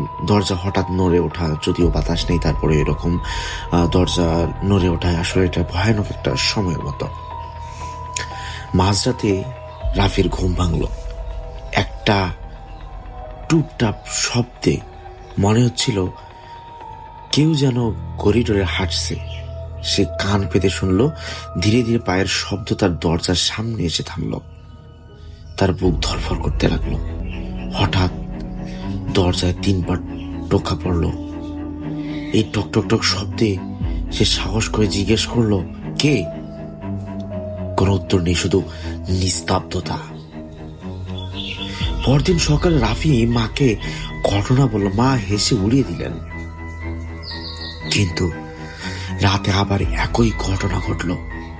এবার দরজার নিচ থেকে সে একটা ছায়া দেখতে পেল, যেন কেউ দাঁড়িয়ে আছে। রাফি দরজা খুলে ফেলল, কিন্তু বাইরে কেউ নেই। করিডোরের শেষে সে দেখল এক মুহূর্তের জন্য একটা কালো ছায়া নড়ে উঠল, তারপর মিলিয়ে গেল। বাড়ির চিলে কোঠায় ঘুরতে গিয়ে রাফি একটা বড় ধুলো ধরা আয়না পেল। আয়নাটার দিকে তাকাতেই তার মনে হলো পিছনে কেউ দাঁড়িয়ে আছে। সে ঘুরে তাকালো, কেউ নেই। আবার আয়নায় তাকাতেই সে দেখলো তার পিছনে একটা ফ্যাকাশে মুখ, চোখ দুটো অস্বাভাবিক ছিল। রাফি চিৎকার করে পিছনে সরে এলো। আবার তাকালে আয়নায় শুধু তার নিজের প্রতিচ্ছবি। পাশের বাড়ির বৃদ্ধা খালার সঙ্গে কথা বলতে গিয়ে রাফি বাড়িটার ইতিহাস জানলো। বহু বছর আগে এখানে এক পরিবার থাকতো। হঠাৎ এক রাতে তারা বাড়ি ছেড়ে চলে যায়। তারপর থেকে বাড়িটা খালি পড়ে আছিল। বৃদ্ধা খালা নিচু স্বরে বললেন, ওই বাড়িতে রাতের বেলা কারো হাঁটার শব্দ শোনা যায়। রাফির গা শিউরে উঠল। সেই রাতে রাফি পরিষ্কার শুনতে পেল তার কানের কাছে কেউ ফিস ফিস করছে, আমাকে দেখছো? সে চোখ খুলে দেখলো ঘর অন্ধকার, কিন্তু বিছানার পাশে একটা অস্পষ্ট ছায়া বসে আছে। রাফি নড়তে পারছিল না, যেন শরীর জমে গেছে। কয়েক সেকেন্ড পর ছায়াটা মিলিয়ে গেল। পরদিন রাফি সিদ্ধান্ত নিল চিলকোঠার ঘরটা আবার দেখবে। দরজাটা বন্ধ ছিল। সে ঠেলে খুলতেই ভিতর থেকে ঠান্ডা বাতাস বেরিয়ে এলো। ঘরের মাঝখানে সে আয়নাটা দাঁড়িয়ে। আয়নায় এবার সে দেখলো ঘরের কোনো একটা মেয়ে দাঁড়িয়ে আছে, লম্বা চুল, মুখ ঢেকে রেখেছে। রাফি ধীরে ধীরে ঘুরল। ঘর খালি। রাফি আয়নায় কাছে গিয়ে হাত বাড়ালো, তার আঙ্গুল আয়নার ছোঁয়ায় মাত্র ঘরটা কেঁপে উঠল। সে শুনতে পেল দূর থেকে কান্নার মতো শব্দ। তার মাথায় হঠাৎ অদ্ভুত ছবি ভেসে উঠল। একটা মেয়ে একা বসে আছে এই ঘরেই। রাফি হাত ছড়িয়ে নিতেই সব শান্ত হয়ে গেল। চিরকোঠার এক কোণে সে একটা পুরনো ডায়েরি পেল। ডায়েরিটা সেই মেয়েটির লেখা। তাতে লেখা ছিল, আমি একা, কেউ আমার কথা শোনে না। প্রতিটি পাতায় একই অনুভূতি, নিঃসঙ্গতার অপেক্ষা। শেষ পাতায় লেখা, আমি এখানেই থাকবো। সেই রাত থেকে বাড়ির ভেতর উপস্থিতিটা আরো স্পষ্ট হয়ে উঠল। দরজা নিজে থেকে খুলে যাচ্ছিল, বাতি নিভে যাচ্ছিল। রাফি বুঝতে পারলো কেউ তাকে কিছু জানাতে চাইছে। রাফি স্বপ্নে সেই মেয়েটাকে দেখলো। সে চিলেকোঠায় দাঁড়িয়ে বলছে, আমাকে ভুলে গেছে সবাই। রাফির মনে হলো সে সাহায্য চাইছে। পরদিন রাতে রাফি চিলেকোঠায় গেল। সে আয়নার সামনে দাঁড়িয়ে বলল, আমি তোমার কথা শুনছি। ঘরের বাতাস ভারী হয়ে উঠল। ধীরে ধীরে মেয়েটির ছায়া আয়না থেকে বেরিয়ে এলো। সে ভয়ঙ্কর নয়, বরং দুঃখী। তার চোখে গভীর ক্লান্তি। মেয়েটি ইশারা ডায়েরির দিকে তাকালো। রাফি বুঝলো সে শুধু চায় কেউ তার গল্প জানুক। রাফি ডায়েরিটা পড়ে শোনাতে লাগলো। ঘরের বাতাস বদলে গেল, কান্নার শব্দ থেমে গেল। মেয়েটি মুখে শান্তির ছাপ ফুটে এলো। ছায়াটি ধীরে ধীরে হালকা হয়ে গেল। আয়নায় মিলে যাওয়া আগে সে যেন হাসলো। বাড়িটা আবার স্বাভাবিক হয়ে গেল। কোনো শব্দ নেই, কোনো ছায়া নেই। রাফির ডায়েরিটা যত্ন করে রেখে দিল। সে জানতো কেউ এক সময় এখানে ছিল আর এখন শান্তিতে আছে। শেষ রাতে সে চিলেকোঠায় গেল। আয়নায় শুধু নিজের প্রতিচ্ছবি, কিন্তু তার মনে হলো কেউ যেন কৃতজ্ঞতায় তাকিয়ে আছে। সূর্যের আলো বাড়িটাকে ভরে দিল। রাফি হাসলো। অন্ধকারের রহস্য শেষ, কিন্তু সে জানতো এই বাড়ির গল্প সে কখনো ভুলবে না। প্রথম অতিথির কাছে, আফনান ভাইয়ের কাছে, তার কাছ থেকে একটা ঘটনা শুনে আসবো। আশা করছি এই ঘটনাটা আপনাদের ভালো লাগবে। আফনান ভাই, আসসালামু আলাইকুম। আশা করছি ভালো আছেন এবং সব সময় ভালোর দলে আছেন। প্রিয় লিসেনার্স, ঘটনাটি যার সাথে ঘটেছিল তার নাম হচ্ছে আলা আমিন। উনি পেশায় একজন গ্রাম্য ডাক্তার ছিলেন। ওনার বাবা ছিলেন লোকমান ডাক্তার, মানে তিনিও একজন গ্রাম্য ডাক্তার ছিলেন। আলামিন ডাক্তারের বয়স ছিল 27 থেকে 28 বছরের মতো। শালনগর ইউনিয়নেই আলামিন ডাক্তারের দোকান ছিল। মানুষ যখন তাদের বাড়িতে ডাকতো রোগী দেখার জন্য, সেখানেও যেত, এবং বাজারে যে দোকান থাকতো, যে চেম্বার ছিল, সেখানেও রোগী আসতো। এইভাবেই আলামিন ডাক্তারের সময় কেটে যাচ্ছিল। কোনো এক বিকেলে আলামিন ডাক্তার অলসভাবে বসেছিল। কোনো রোগী ছিল না তখন হঠাৎ একটি সুন্দরী মেয়ে আসে। সে কিছু সমস্যার কথা বলে। আলামিন ডাক্তার সমস্যাগুলি শুনে ওষুধ দিয়ে দেয় এবং 7 দিন পরে আবার আসতে বলে। মেয়েটি 7 দিন পরে আবার আসে এবং সে জানায় এই ওষুধগুলি খেয়ে সে সুস্থ হয়ে গেছে। সে আলামিন ডাক্তারকে ধন্যবাদ। এরপরেও ওই মেয়েটি মাঝে মাঝে আলামিন ডাক্তারের কাছে আসত। মেয়েটি যখন আসতো সেই সময়টি ছিল পরন্ত বিকেল। সে কখনো সকালে বা দুপুরে আসতো, আর পরন্ত বিকেলে ঠিক তখনই আসতো যখন আলামিন ডাক্তারের চেম্বারে কোন রোগী থাকতো না বা তার আশেপাশে কেউ থাকতো না। আলামিন ডাক্তারের সাথে সে গল্প করত, কিন্তু তার বাড়ি কোথায়, বাড়িতে কে কে আছে, এই বিষয়ে সে কিছুই বলত। তবে তার নাম বলে তার নাম হচ্ছে সাবিনা। এর বাইরে আর কোনো তথ্য আলামিন ডাক্তারকে মেয়েটি দেয়। মেয়েটি মাঝে মাঝে আসতো, কথা বলতো, তার মার্জিত আচরণ, সুন্দর চেহারা, তার হাঁটা চলা সবকিছু দেখে আলামিন ডাক্তারের মনে ভালোবাসার জন্ম নেয়। মেয়েটিকে সে ভালোবাসত, কিন্তু সহজে সে বলতে পারে, কিন্তু ইশারা ইঙ্গিতে মেয়েটিকে সে বোঝানোর চেষ্টা করে। আলামিন ডাক্তার মেয়েটিকে বিয়ের কথা বলে, কিন্তু মেয়েটি এড়িয়ে যায়। মেয়েটি কথাগুলোর তেমন কোনো পাত্তা দেয়। মেয়েটি যখন কথাগুলো এড়িয়ে যেত, তখন আলামিন ডাক্তার মনে কষ্ট পেত যে মেয়েটি কেন বিয়ের কথা বললে বারবার এড়িয়ে যায়, অন্য প্রসঙ্গে চলে যায়, বিয়ের বিষয়ে আর কোনো কথা বলে। একদিন আলামিন ডাক্তার মেয়েটিকে বলে যে আমি তোমাদের বাড়িতে যেতে চাই। মেয়েটি প্রথমে বলে যে না, আমাদের বাড়িতে যাওয়া যাবে না, আপনি যাবেন না, যাওয়ার দরকার নাই, এই ধরনের কথা বলে। কিন্তু আলামিন ডাক্তার নাছোড় বান্দা, সে যেতে চায়। মেয়েটি বলে ঠিক আছে, আমি সময় সুযোগ করে একদিন নিয়ে যাব। ঠিক একই রকম ভাবে কোনো এক বিকেলে মেয়েটি আসে। এবার সে সুন্দর একটি শাড়ি পরে এসেছে। শাড়িতে মেয়েটিকে আরো সুন্দর লাগছিল। সাধারণত মেয়েটি যখন আসতো তখন 3 পিস বা সালোয়ার কামিজ এই ধরনের ড্রেস পরে আসতো। ওই দিন আসে এবং আলাপচারিতায় মেয়েটি আলামিন ডাক্তারকে বলে, আপনি আমাদের বাড়িতে যেতে চেয়েছিলেন, যাবেন আজকে? আলামিন ডাক্তার সাথে সাথে রাজি হয়ে যায়, বলে হ্যাঁ অবশ্যই যাব, কিন্তু এখন তো পরন্ত বিকেল, এখন গিয়ে ফিরতে ফিরতে রাত হয়ে যাবে না তো? মেয়েটি বলে না, কোনো সমস্যা নেই, আপনি ফিরতে পারবেন, আমি ব্যবস্থা করে দেব। মেয়েটি আলামিন ডাক্তারকে সাথে নিয়ে বের হয়েছে। শালনগর ইউনিয়ন থেকে বেশ দূরে একটি ঘাট রয়েছে, তার নাম হচ্ছে বানাঘাট। এই বানাঘাট পার হয়ে আলফাডাঙ্গার পানাইল গ্রামে তারা যায়। কিন্তু আলফাডাঙ্গার পানাইল গ্রামে যে যাচ্ছে, এই পানাইল গ্রামের নাম আলামিন ডাক্তার জানত এবং অ্যাকচুয়ালি যে সে আসলে কোথায় যাচ্ছে এটাও ওই মেয়েটি বলে। মেয়েটি যখন তাকে নিয়ে বের হওয়ার পর প্রথমে একটি গ্রাম পায়, সেই গ্রামের নাম হচ্ছে ভেন্নাতলা বাজার। এই ভেন্নাতলা বাজারের থেকে একটি ভ্যান নিয়ে আগাতে থাকে।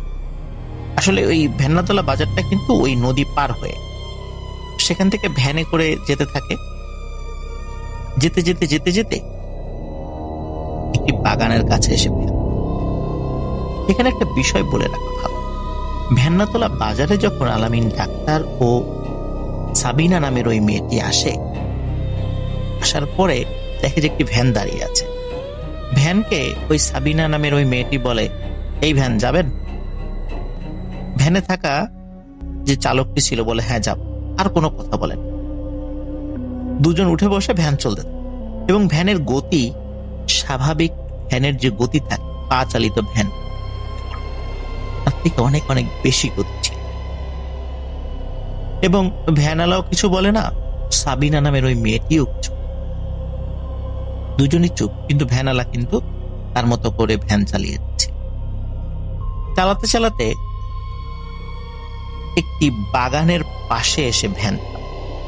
আলামিন কিন্তু জানছিল না যে এটি আসলে কোন গ্রাম, কিন্তু এই গ্রামটি ছিল আলফাডাঙ্গার পানাইল।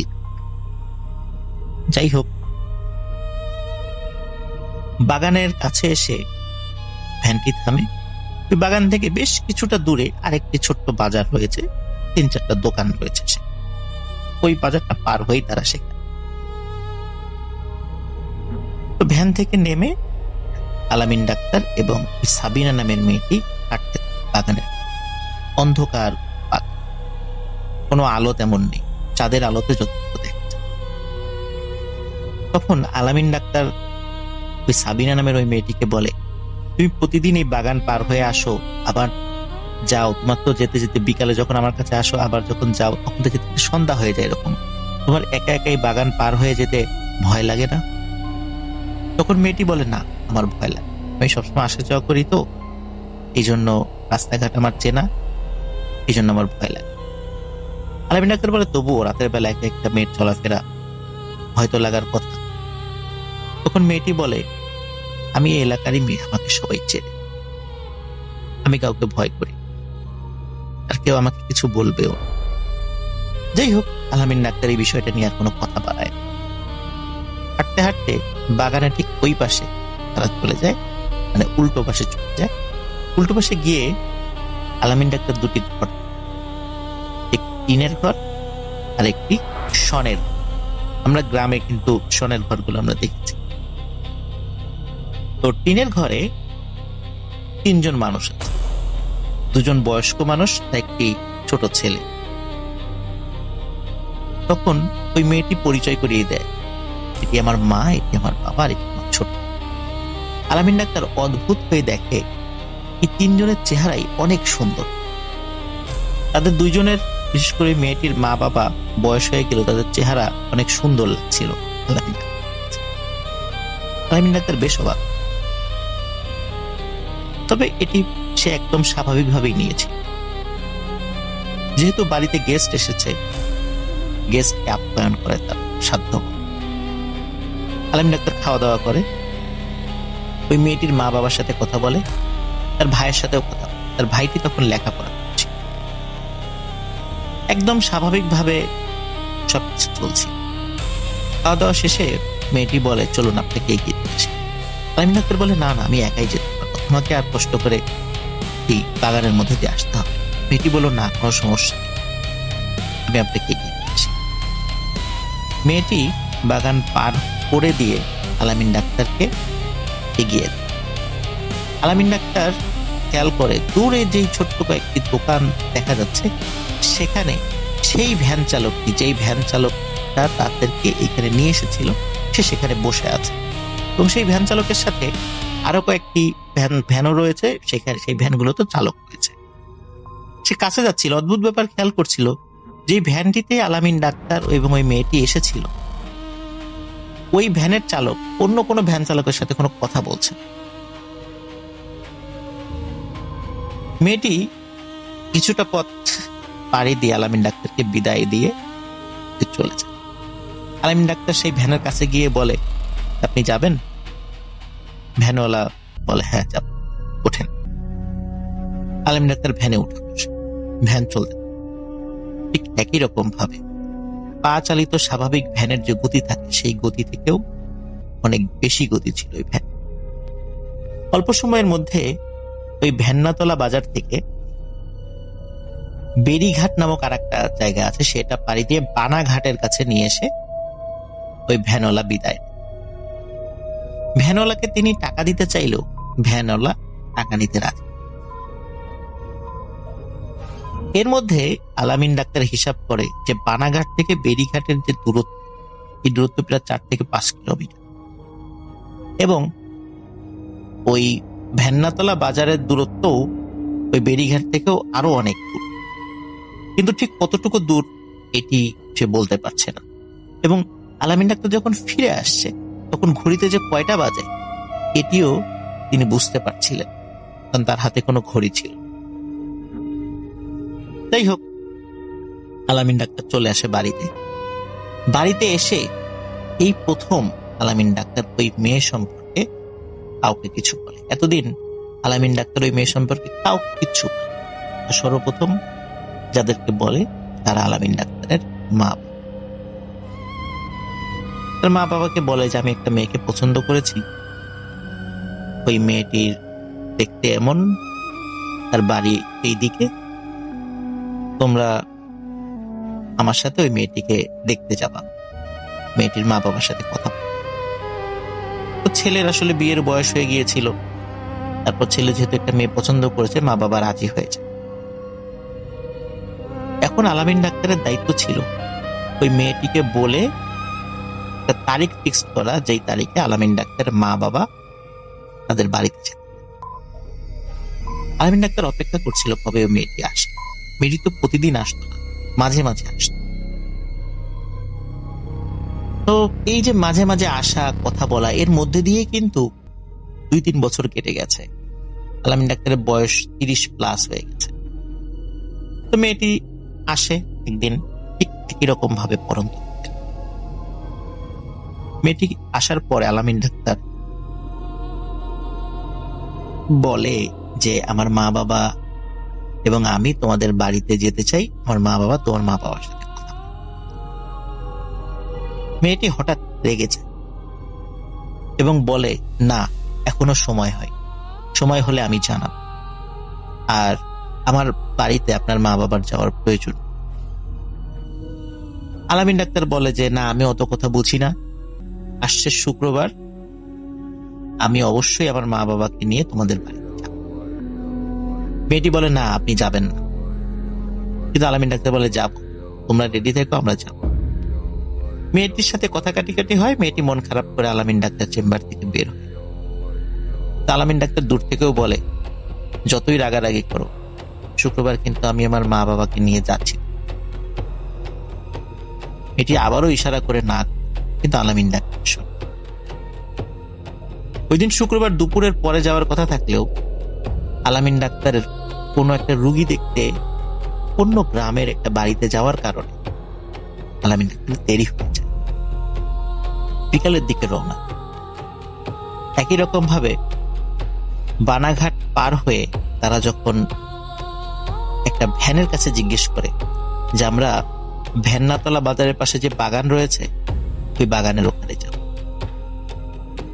তখন বলে যে ওইখানে তো পানাইল গ্রাম, কিন্তু ওইখানে তো ভ্যান যায় না। তখন আলামিন ডাক্তার অবাক হয়, কি বলেন, পানাইল গ্রামে ভ্যান যায় না? আমি নিজে গেছি সেখানে।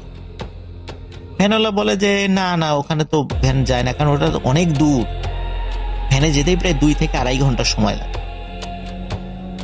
তখন আলামিন ডাক্তার বলে, তা লাগুক, আপনার যত টাকা লাগে আমি দেব, আপনার যতটুকু সম্মানী পারিশ্রমিক দেওয়ার দরকার আমি দেব, আমাকে নিয়ে চল, আমি রিজার্ভ নিচ্ছি, আবার আমরা ফিরে আসবো আপনার ভ্যান। ভ্যানওয়ালা দেখে যে 3 জন লোক আর ভালোই টাকা পয়সা পাওয়া যাবে, নিয়ে যায়। ভ্যানওয়ালা আলামিন ডাক্তার ও তার মা বাবাকে নিয়ে যাত্রা শুরু করে সেই পানাইল গ্রামে। নড়াইল জেলা কিন্তু নদী পার হয়ে এসেছে। এখন কিন্তু ফরিদপুরের আলফাডাঙ্গা উপজেলার পানাইল গ্রামে তারা যাচ্ছে। আসলে আলামিন ডাক্তার মানে পানাইল গ্রামের নাম প্রথমে জানত না, পরবর্তীতে সে জানত। যাই হোক, যাচ্ছে। একটা জায়গায় এসে আলামিন ডাক্তারকে ওই ভ্যানওয়ালা বলে, আপনি এই বাগানের কথাই বলছিলেন? আলামিন ডাক্তার বলে, হ্যাঁ, আমি তো এদিক দিয়ে আসছিলাম, হয়তো সবই চিনতে পারছি, এই তো সেই বাগান, এখানে দাঁড়ান, আমরা আসছি, ঘন্টা 2 সময় লাগবে, আপনি চলে যান। ভ্যানওয়ালা ওইখানে ওয়েট করে।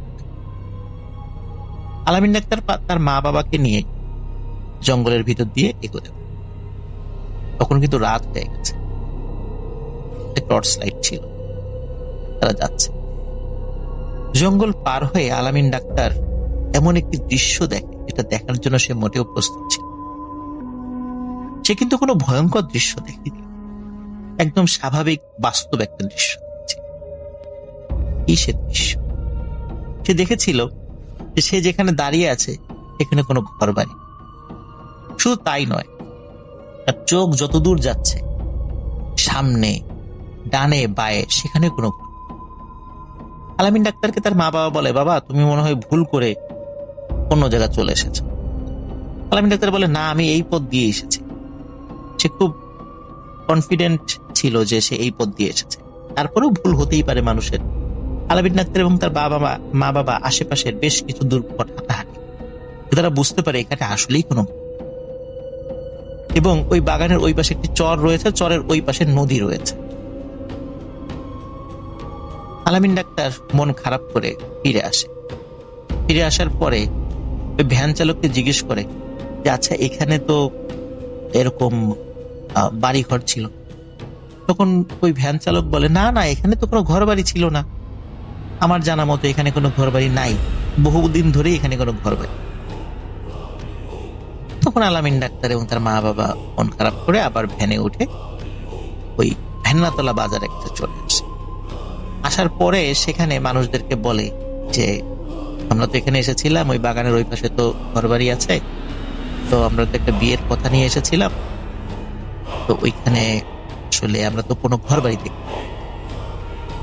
স্থানীয় যেখানে ওই লোকজন যারা ওখানে ছিল তারা সবাই বলে না না, ওইখানে তো আসলে কোনো ঘর বাড়ি নাই, ওখানে তো কোনো মানুষ বসবাস করে। কিন্তু ওই গ্রামের একজন প্রবীণ মুরব্বী দোকানে বসে চা খাচ্ছি। আলামিন ডাক্তারকে এসে বলে, এই ছেলে তুমি আমাকে বিষয়টা খুলে বলো তো। আলামিন ডাক্তার বিষয়টা খুলে বলে। ওই মুরব্বী কিছুক্ষণ চুপ করে থেকে বলে, বাবা আমার মনে হচ্ছে তুমি কোনো একটা ছলনায় পড়ে গেছো, আর তুমি জুনির ছলনায় পড়েছ। তখন আলামিন ডাক্তার বলে, জুনিকে? জুনিকে তো আমি চিনি না। এবং আশেপাশের কিছু লোকজন বলে যে আসলে তো জুনির নাম তো আমরা কখনো শুনি। তখন ওই মুরব্বী বলে, এই বাগানের পাশেই একটি বাড়ি ছিল, এই বাড়িটি ছিল জুনিদের বাড়ি। এই ঘটনাটি বহু আগে, আমি এখন যে ঘটনাটি বলছি এটি 1980 থেকে 90 এর মাঝামাঝি, কিন্তু এই সময় থেকেও আরো 50 থেকে 60 বছর আগের ঘটনা ছিল। 1930 থেকে 40 সালের মধ্যবর্তী কোন একটি সময়, তখন ব্রিটিশ পিরিয়ড ছিল ওই সময়। ওই মুরব্বী বলছেন বাগানের ওই পাশে জুনিদের বাড়ি ছিল না, ছিল এই পাশে, এই রাস্তার উল্টা পাশে, মানে জুনিদের বাড়ির ঠিক উল্টা পাশে বাগান। এই জুনি মেয়েটি অনেক সুন্দরী ছিল, জুনির মা বাবা ছিল, ওরা খুব গরিব ছিল। জুনির বাবা মানুষের খেতে খামারে কাজ করতো, জুনির মা মানুষের বাড়িতে গিয়ে কিছু ছোটখাটো কাজ টাজ করত, আর জুনিও কোনো কোনো বাড়িতে গিয়ে টুকটাক কাজ করত। জুনির একটা ছোট ভাই ছিল, লেখাপড়া স্কুলে যায়। গ্রামের কিছু বখাটা ছেলেদের উৎপাতে জুনি খুব অতিষ্ঠ। কোনো এক রাতে এই বখাটা ছেলেপেলেদের দ্বারা জুনি মারাত্মক নিগৃহীত হয়। লজ্জায় অপমানে জুনি তার এই বাসার কাছে একটি আম গাছের ডালে সুইসাইড করে। মেয়ের মৃত্যুতে প্রচন্ড শোকে কিছুদিনের মধ্যে জুনির মা বাবা দুইজনই মারা যায়। জুনির ছোট ভাই, সে শারীরিকভাবে কিছুটা অসুস্থ ছিল, সেও ধুকে ধুকে মারা যায়, কারণ তার এই দুনিয়াতে আপন বলে কেউ ছিল। ওই মুরব্বী আলামিন ডাক্তারকে বলে, তুমি আসলে জুনিরই খপ্পরে পড়েছ। যাই হোক, আসলে এটি একটি ছলনা ছিল, তোমরা চলে যাও। আলামিন ডাক্তার ওই মুরব্বীর কাছ থেকে এই জুনির গল্প শুনে শুধু আলামিন ডাক্তার নয়, শুধু আলামিন ডাক্তারের মা বাবা নয়, স্থানীয় আশেপাশের আরো অনেক মানুষই খুবই অবাক হয়। যাই হোক, আলামিন ডাক্তার বাড়িতে চলে আসে, তার মন টন খুব খারাপ থাকে। ওই রাত্রে আলামিন ডাক্তার সেই সাবিনা নামের মেয়েটিকে স্বপ্নে দেখে সাবিনা নামের ওই মেয়েটি এসেছে। আসার পরে আলামিন ডাক্তার তাকে বলে, তোমার নাম কি জুনি? তখন ওই মেয়েটি বলে, হ্যাঁ আমার নাম জুনি। তখন ওই মেয়েটি বলে, আমি তোকে বারবার বলেছি যে এখনো সময় হয়নি, তারপরও তুই আমার কথা শুনিস। তুই আমার বিষয়টা তোর মা বাবাকে বলেছিস এবং এখন ওই বিষয়টি আরো অনেক মানুষ জেনে গেছে। তুই কাজটি ভালো করিস। তুই তো আমাকে বিয়ে করতে পারবেই না, সেটা সম্ভব না। তোকে আমি অন্য কোথাও বিয়ে হতে দেব। এই কথা বলার পরে আলামিন ডাক্তারের স্বপ্ন ভেঙেছে। সে মনে করে হয়তো সে দুঃস্বপ্ন দেখছে, কিন্তু সে বুঝতে পারে না তার আসল দুঃস্বপ্নের শুরুটা এখনই শুরু। আলামিন ডাক্তার সারাদিন মন টন খারাপ করে থাকতো। জুনির কারণে সে খুব মনে কষ্ট পেয়েছে। সে দোকান, তার যে চেম্বার ছিল শালনগর ইউনিয়নের যে বাজারে, সেখানে সে খুব একটা বেশি যেত না। কোনো কোনো বাড়ি থেকে রোগী ডাকার ডাক পেলে সে তখনই শুধু যেত, আর অধিকাংশ সময় মন খারাপ করে বাড়িতে বসে থাকে। মা বাবা ছেলের এই মন খারাপের কারণ বুঝতে পেরে তারা চিন্তা করলেন যে ছেলেকে বিয়ে দিতে। আত্মীয় স্বজনের মাধ্যমে একই গ্রামের একটি মেয়েকে দেখার জন্য সময় নির্ধারণ করা হয়। আলামিন ডাক্তার, তার মা বাবা এবং আরো কয়েকজন আত্মীয় স্বজন মিলে ওই মেয়েটির বাড়িতে যায়। যখন মেয়েটির বাড়ির উঠোনে সবাই বসেছিল, তাদেরকে চা নাস্তা খেতে দেওয়া হয়। কিছু সময় আলাপচারিতার পরে ওই মেয়েটিকে ঘরের ভেতর থেকে নিয়ে আসা হয়। মেয়েটি ঘোমটা দিয়ে বের হয়ে আসে। যখন মেয়েটি ওই আলামিন ডাক্তারের দিকে তাকায়, সে এমন ভাবে তাকায় যে আলামিন ডাক্তার এবং আশেপাশের লোকজনও খুব অবাক হয়। মেয়েটি কোনো কথা না বলে লাফ দিয়ে উঠে দাঁড়ায় এবং দৌড়ে ঘরের ভেতর গিয়ে দরজা আটকে। মেয়েটির এই আচরণে সবাই অবাক হয়, কি ব্যাপার, এমন করলো কেন মেয়েটি? এমন তো করার কথা না। মেয়েটির মা বাবা মেয়েটির হয়ে সবার কাছে ক্ষমা চায়, বলে যে আমরা বিষয়টা দেখছি যে ও এমন করে চলে গেল। এর কিছুক্ষণ পরে মেয়েটির মা বাবা এসে বলে যে আপনারা চলে যান, আমরা আপনাদের সাথে বিয়েটা দিতে পারবো। তখন বলে কেন, কি সমস্যা, আমাদের ছেলের কোনো সমস্যা? বলে যে না, কোনো সমস্যা না, বাট আমরা আপনাদের সাথে আত্মীয়তা করতে পারবো না, আমাদেরকে ক্ষমা করবেন। কি কারণে মেয়েটি উঠে গেল, কি কারণেই বা বিয়েটা নাকচ হয়ে গেল, কিছুই বুঝতে পারছিল না আলামিন ডাক্তার, তার মা বাবা এবং তার আত্মীয় স্বজনরা। তারা সেখান থেকে চলে আসে। কিছুদিন পর আরেকটি মেয়ে দেখতে যায় পাশের একটি গ্রাম। মেয়েটিকে যখন একই রকম ভাবে আলামিন ডাক্তারের সামনে নিয়ে আসা হয়, মেয়েটি চোখ বড় বড় করে আলামিনের ডাক্তারের দিকে তাকিয়ে বলে যে এটা কি? কোন আশেপাশের লোকজন বলে যে এই যে এটা তো আলামিন ডাক্তার। বলে না, এটা তো একটা মেয়ে মানুষ। সবাই হাসাহাসি শুরু করে, কি বলে, জলজান্ত একটা ছেলে শার্ট প্যান্ট পরে বসে আছে, আর এই মেয়ে বলে এটা নাকি মেয়ে মানুষ। তখন বলে না, এ তো এমনিতে মেয়ে মানুষ, মেয়ে মানুষের সাথে কি মেয়ে মানুষের বিয়ে হয় নাকি, আমি বিয়ে করব না, এই বলে সে উঠে চলে যায়। তো মেয়ের এই আচরণে সবাই অবাক হয়, কারণ আসলে তো সেখানে আলামিন ডাক্তার ছিল, কোনো মেয়ে মানুষ ছিল না। মেয়েটি বিয়ে করতে অস্বীকৃতি জানায়। এর কিছুদিন পরে আর একটা বাড়িতে আলামিন ডাক্তারকে নিয়ে যাওয়া হয়, সেখানে একটি মেয়ে দেখানোর জন্য। অদ্ভুত ব্যাপার, সেখানেও একই ঘটনা ঘটে এবং সেখানকার মেয়েটি অনেক এগ্রেসিভ ছিল, সে খুবই বাজে আচরণ করে এবং সে সবাইকে বলে যে আপনারা একটা মেয়ের সাথে আর একটা মেয়েকে বিয়ে দেওয়ার জন্য এখানে এসেছেন, এটাই ছিল আপনাদের মনে? সবাই বলে কই মেয়ে কই? বলে এই যে আমি দেখতে পাচ্ছি সালোয়ার কামিজ পরা, হাতে চুড়ি, নাকে নাকফুল, কানের দুল পরে বসে আছে সাজুগুজু করে একটা মেয়ে, আপনারা তার সাথে আমাকে বিয়ে দিবেন? মানে সে খুব উত্তেজিত হয়ে যায়। কিন্তু আসলে ঘটনাটা তো এরকম ছিল না। কিন্তু কেন শুধু কনে বেশে ওই মেয়েটি আলামিন ডাক্তারকে একটি মেয়ের সুরতে দেখছিল? আলামিন ডাক্তার এবং তার আত্মীয় স্বজনরা ওখান থেকে চলে আসে এবং চলে আসার পরে প্রথম যেই মেয়েটিকে দেখানো হয়েছিল, সেই মেয়ের পরিবারের সাথে যোগাযোগ করে যে কেন ওই মেয়েটি উঠে চলে গিয়েছিল। পরে জানা যায় ওই মেয়েটিও আলামিন ডাক্তারকে একটি মেয়ের স্রোতে দেখেছে, যার কারণে ওই মেয়েটি বিয়ে করতে অস্বীকৃতি জানায়। এই খবর যখন গ্রামে ছড়িয়ে গেল, গ্রামের লোকজন বলা শুরু করলো যে আলামিন ডাক্তার হিজড়া হয়ে গেছে। সবাই তাকে কটাক্ষ করে, ঠাট্টা তামাশা করে হিজড়া ডাক্তার বলে ডাকা শুরু করলো। আলামিন ডাক্তার মনে আরো কষ্ট পেতে থাকে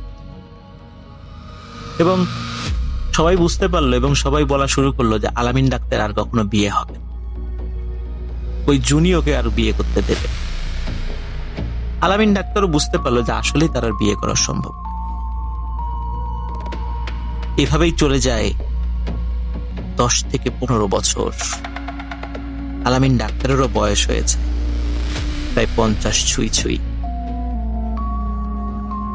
সে কিন্তু বাজারে আর যায় না, বাড়িতেই থাকে, আশেপাশের কিছু রোগী থাকে। এর মধ্যে আলামিন ডাক্তারের সাথে আর কোনো ভয়ঙ্কর ঘটনা ঘটে। প্রায় 15 বছর পর ঘটে আরেক ঘটনা। 15 বছর পর 2007 সালের এই ঘটনা ঘটে।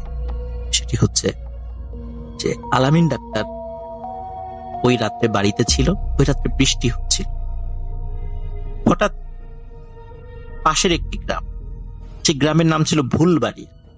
এই ভুলবাড়িয়া গ্রাম থেকে একজন অপরিচিত লোক আসে এবং সে পরিচয় দেয় যে আমার বাড়ি ভুলবাড়িয়া, আমার মা খুবই অসুস্থ, আপনাকে যেতে হবে।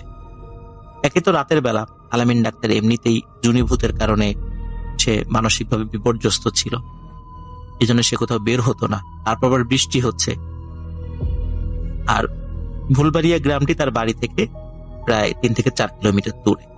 এর মধ্যে এই কাদা পথে সাইকেল নিয়েও যেতে পারবে না, যার কারণে আলামিন ডাক্তার কিছুতে রাজি হচ্ছিল না।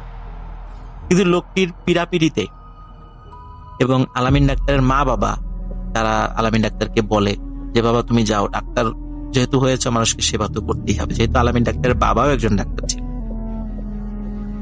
তো আলামিন ডাক্তার রাজি হয়, পায়ে হেঁটেই যাওয়া শুরু। যেতে যেতে যখন ওই গ্রামে চলে আসে, একটি অপরিচিত বাড়িতে এসে থেমে যায়। বলে যে এটাই আমার বাড়ি। আলামিন ডাক্তার খেয়াল করে ওই বাড়িটি আসলে একটি মানে অসমাপ্ত একটি বাড়ি। বিল্ডিং একটা বাড়ি করা হচ্ছে, কিন্তু সেই বাড়িটার কাজ এখনো শেষ হয়। আলামিন ডাক্তার বলে যে এই ঘরে আমার মা থাকে, আপনি যান, ঘরটা অন্ধকার, আমি একটা আলো নিয়ে আসছি। তো আলামিন ডাক্তার যখনই ওই ঘরের কাছে যায়, দেখে ঘরের মধ্যে অনেক আলো। তখন আলামিন ডাক্তার বলে, ওই লোকটিকে চিৎকার করে বলে যে আপনি আলো আনার দরকার কি, ঘরের মধ্যেই তো অনেক আলো।